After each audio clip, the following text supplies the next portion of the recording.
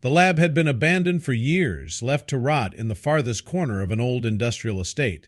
Its broken windows and peeling walls, forgotten by time, would have kept its secrets hidden forever if not for the anonymous tip that led the authorities there. The investigator's flashlight cut through the stale, dusty air, revealing a mess of broken equipment and scattered documents.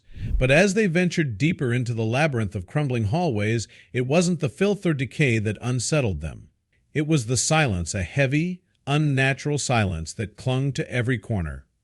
They found him in a room near the end of the hall, huddled in the corner, staring at them with eyes wide and terrified. He was a child, though one so massive it defied belief.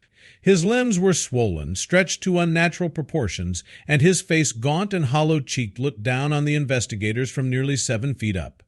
The dim light cast monstrous shadows on the wall as he shifted nervously, trying to hide his face behind his gigantic hands.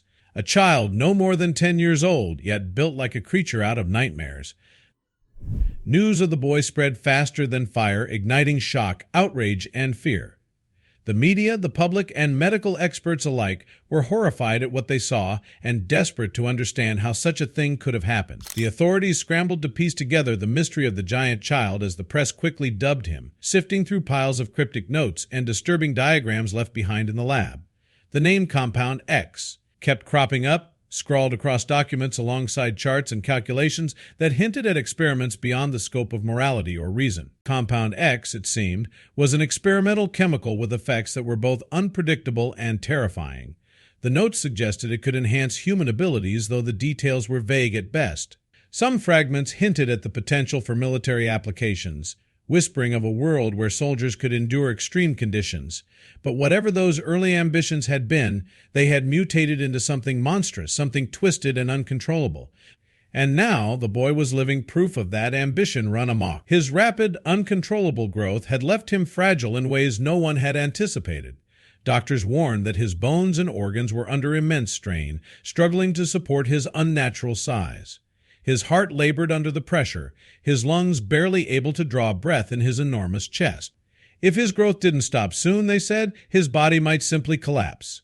But stopping the growth was no simple task. Compound X had altered him at a cellular level, leaving no existing medical protocol to reverse its effects. The boy's silence was almost as haunting as his appearance. He spoke rarely, barely acknowledging the people who tried to help him. Only in the quiet moments, when he thought no one was watching, did he reveal the full depth of his fear. Sometimes he would huddle in a corner, clutching his knees to his chest and rocking back and forth as if to comfort himself. Other times he would draw strange, grotesque figures in the air with his fingers, figures that looked all too similar to his own distorted form. As the story unfolded, an anonymous whistleblower came forward with details that turned shock into outright horror. The boy, the whistleblower revealed, had been an intentional creation. Raised in isolation within the lab, he was observed from the moment he was born, kept away from the world and any semblance of a normal life.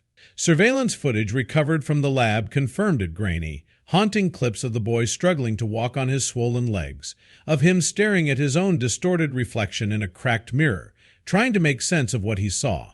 The scientists responsible for his creation had initially been thrilled by the results. But as the boy's growth continued to spiral out of control, their enthusiasm turned to fear. Fearing that he could become a liability, they had abandoned him in the lab, leaving him to fend for himself against the relentless effects of Compound X.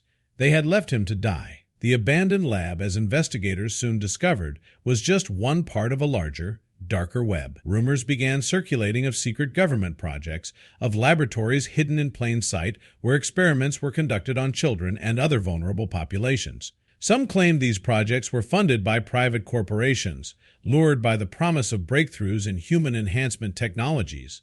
Others pointed fingers at military interests, suggesting that the boy was merely one failed prototype in a long line of attempts to create soldiers capable of superhuman feats. Public outrage swelled, with rights groups demanding answers and accountability. The boy's tragic existence became a rallying cry, a symbol of the dangers of unchecked scientific ambition. Yet within the halls of power, a very different conversation was taking place. Some officials argued that the boy should be relocated to a secure facility for further study. Letting him remain in public view, they argued, would only fuel hysteria. But others insisted that hiding the truth would do more harm than good, that the boy deserved a chance at a life free from the exploitation and abuse that had defined his existence. Meanwhile, doctors worked desperately to find a way to halt the boy's growth. But the experimental chemicals had done more than just accelerate his development. They had fundamentally changed his biology. Every attempt to slow his growth seemed to backfire, as if his cells rejected any intervention. Worse, the psychological toll of his years of isolation and mistreatment made rehabilitation an uphill battle. How could they reach a child who had known nothing but fear and isolation? How could they help someone whose every memory was colored by pain and confusion? As the boy's story continued to unfold, so too did disturbing details about the lab and its purpose. Investigators uncovered records suggesting that Compound X had been developed not as a medical breakthrough, but as part of a secret program to create enhanced humans. The boy, it seemed, was never meant to be a mere test subject. He was supposed to be the first in a new breed of soldiers, designed to perform under extreme conditions, even if that meant sacrificing his humanity in the process.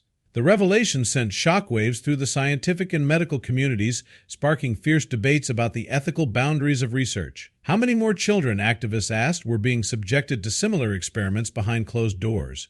And how many more lives would be shattered before the world drew a line? Doctors noted the boy's deteriorating condition with increasing urgency. His skin, stretched tight over his growing frame, showed alarming signs of strain.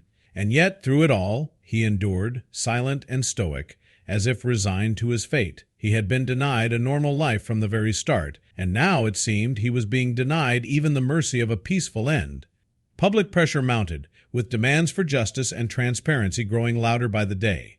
Protesters gathered outside government buildings, holding signs that read, "Science without humanity is monstrous, and end the abuse of innocence." Researchers and whistleblowers took to social media, sharing stories of other unethical experiments, warning that the boy's story was just the tip of the iceberg.